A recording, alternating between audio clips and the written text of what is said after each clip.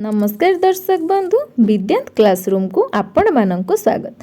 आज भिडियो रे आमे आम विद्यालय उपरे बहुत सरल भाषा रे 10 धाड़ी गोटे रचना लेखिबा। तो चलंतु आरंभ करिबा। आम विद्यालयर नाम कृपा सिंधु उच्च विद्यापीठ। यह 1992 मसीह रे प्रतिष्ठा करा जायथिला। आम विद्यालय रे प्राय 100 जन छात्र छात्री अछंती। श्रीजुक्त कैलाश महापात्र हेउछंती आमर प्रधान शिक्षक। आम विद्यालय रे 5टी श्रेणी गृह, गोटिए कार्यालय, गोटिए पाठागार एवं गोटिए साधारण कक्ष रही।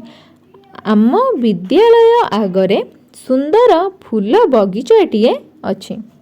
विद्यालय पछपटे गोटिए बड़ खेल पड़िया अछि।